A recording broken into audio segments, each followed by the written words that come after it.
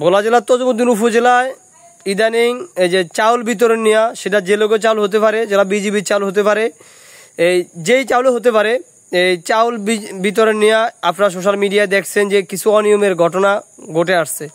আসলে আমরা এটা তাদের কাছ থেকে আশা করি নেই।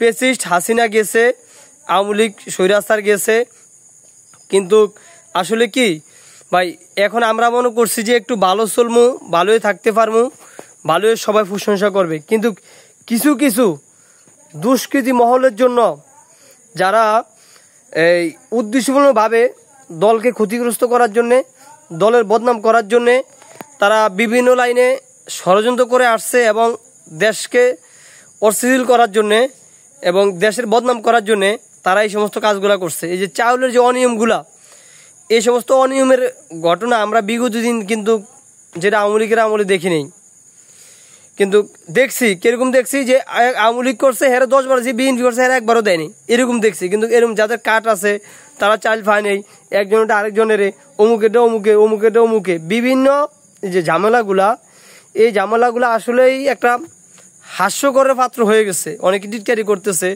হ্যাঁ, অনেকে অনেক কথা বলতেছে যে দীর্ঘ 17 বছর আমরা কষ্ট করছি, আমরা পাই নেই, অথচ যে আওয়ামী লীগ করছে সে আগেও 10টা নিতে এখনও 10টা দেয়। আমার কথা হলো, আপনারা যারা নেতৃবৃন্দ আছেন আপনারা একটু যাচাই বাছাই করেন। জানেন আওয়ামী লীগের আমলে এক ঘরের ভিতরে 4টা 5টা পর্যন্ত কাঠ দিয়েছে চাউলের, কিন্তু এখন এক ঘরের ভিতরে 5টা পোলা থাকলে 5 জনের 5টা দিছে, অত বাড়তিও দিছে, কিন্তু আরেক ফ্যামিলির ভিতরে তো 10 জন আছে, সেই ফ্যামিলির ভিতরে একটাও দেয়নি তারা। আপনি হ্যাঁ এটা করতে পারেন যে যাদেরকে দিছে খাইছে দলীয়ভাবে, তাদের কাছ থেকে একটা ডিসকাউন্ট করে আপনারা অন্য কাউকে দিতে পারেন। কিন্তু এই সমস্ত যে মারামারি, এই যে বিভিন্ন এই বদনাম, যে অমুকের কাঠ নাই, অমুকের নাম নাই, অমুকের ওই নাই হেই নাই, এগুলোর যে একটা অভিযোগ উঠে আসছে, এটা তো একটা দলের বদনাম হচ্ছে, এটা দেশের বদনাম হচ্ছে। স্বৈরাচারের পক্ষে মানুষ কথা বলতেছে, আমরা স্বৈরাচারের সময় এরকম দেখিনি, কিন্তু আমরা এখন এগুলো দেখেছি। তো যারা এটি করতেছেন আপনাদের উদ্দেশ্যটাকে একটু বলেন তো ভাই, আপনারা কারা, আপনারা কেন এগুলা করতেছেন?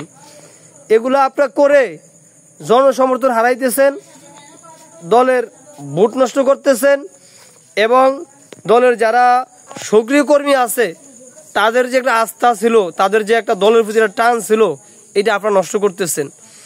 আপনারা যারা নেতৃত্ব আছেন, আপনাদের আল্লাহর দোয়াই আপনারা আত্মীয়র দিকে না তাকায়া, যারা দলের পিছনের কর্মী ছিল, দলের যারা বিগত দিন যারা দলের জন্য কষ্ট করছে, দলের জন্য জান দিছে, মাল দিছে, জেল খাটছে, জুলুম খাটছে, মামলা খাইছে, তাদেরকে একটু প্রাধান্য দেন, তাদেরকে একটু মূল্যায়ন করেন, তাদেরকে একটু ডাকেন, তাদের সাথে একটু কথা বলেন, তাদের সাথে একটু পরামর্শ করেন।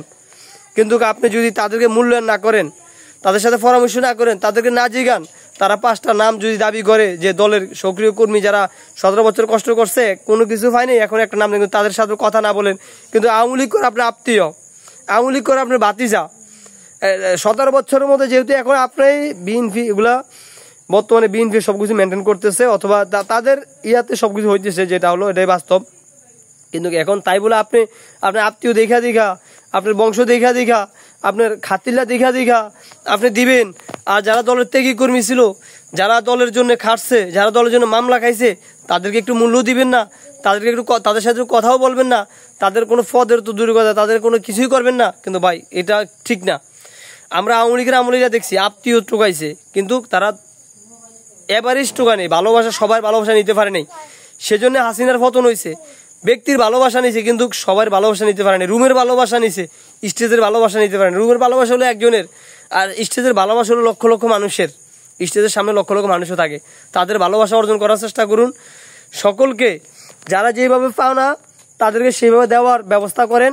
আপনারা ওইতে অমুকের কেউ 10টা, কেউ একটাও না, কেউ 5টা, কেউ 2টাও না, এরকম না কইরা যে যেভাবে পায় না আপনারা নতুন করে লিস্ট করেন। হ্যাঁ, আমি বলতেছি না যে আপনারা যে যারা আগে নিচে তাদেরকে দিতেন না, হ্যাঁ, তারা বিগত দিন এক ফ্যামিলির ভিতরে একটা ওয়ার্ডের ভিতরে কতজন লোক থাকে, এই কতজনের ভিতরে তারা আগে কতগুলা করে কয়টা কাট আপনি তদন্ত করেন, কয়টা নাম তদন্ত করেন, তদন্ত করার পরে এই ওয়ার্ডের ভিতরে সর্বনিম্ন গরিব অসহায় কে, দলের কোনো বিষয় না, দলের দিকে তাকাবেন না, সে যে হোক না কেন, দলের দিকে না তাকে অসহায়কে তাকে ওই চাউলটা দেন, এবং বলেন যে এটা আলোচনা সাপেক্ষে বলেন যে হ্যাঁ ও 17 বছর তুমি খাইছ 10টা, কিন্তু পাশে তোমার বাড়ির পাশে ওই লোক বিরোধী দল করার কারণে অথবা তার কোনো রাজনীতির সাথে জড়ায় না থাকার কারণে সে একটা পায়নি, তার আমি 2টা দিলাম। এইভাবে আলোচনা সাপেক্ষে আপনারা করেন, কোনো বদনাম হবে না, আপনাদের সুনাম হবে। কিন্তু জোর করে ভালোবাসা নিতে পারবেন না, জোর করে কিছু করতে পারবেন না। সাধারণ মানুষের কাছ থেকে মুখ আপনারা ফিরে নিতেছেন। আপনারা যেহেতু সামনে বিএনপি তুলেও অনেক হেডেলো ফরের হিসাব, আপনারা তো যারা নেতৃত্ব দিতেছেন, এখন আমি দেখতেছি যে দলের চিন্তা করে না, নিজের পেটের চিন্তা করে। তো যারা নিজের পেটের চিন্তা করেন, হয়তো ভবিষ্যতে কেউ আশা ভরসা আছে, কেউ চেয়ারম্যানই করবেন, কেউ মেম্বারই করবেন, কেউ উপজেলা করবেন, কেউ ভাইস চেয়ারম্যান করবেন, ঠিক না? তো আপনার তো কিছু সমর্থন দরকার আছে। তো আপনিও ভালোবাসা না দেখায়া, যে আত্মীয় হে আপনাকে অবশ্যই ভোট দিবে, ভালোবাসা না দেখায়া যে পাইব তাকে দেন, তাকে সহযোগিতা করেন, তার পাশে দাঁড়ান, হ্যাঁ, তাকে সাহায্য করার চেষ্টা করেন। দেখবেন ইনশাল্লাহ আপনার জনসমর্থন কমবে না, আরও বাড়বে, আপনার বাড়বে, দলের বাড়বে। এবং যে আশায় রাজনীতি করছে সে আশা পূর্ণ হবে। জনগণ দোয়া এবং ভালোবাসা থাকলে আপনাকে হাজারো মানুষে হিংসা করে কিছু করতে পারবে না। আর হিংসা কেন করবে আপনাকে? তবে হ্যাঁ, ভালো যে করে তার পিছনে লাগে কিছু মানুষ লাগিয়া থাকে, কিন্তু আপনি সেটা বুক খোলা তত্ত্বপূর্ণ সরকার প্রকাশ করতে যে আমি অন্যায়ের বিরুদ্ধে, দুর্নীতিবাদের বিরুদ্ধে, প্রতিবাদের পক্ষে, যারা অন্যায় অপরাধ করে তাদের পক্ষে এভাবে কাজ করেন। সবাইকে বলতেছি ইনশাআল্লাহ আপনার ভালোবাসা আপনার পক্ষে থাকবে। শত্রু ধ্বংস আপনাকে হিংসা করে সে ধ্বংস হয়ে যাবে। ভিডিওটি ভালো লাগলে শেয়ার করবেন, কমেন্ট করে মন্তব্য করবেন, অন্যকে জানিয়ে দিবেন। ধন্যবাদ সবাইকে।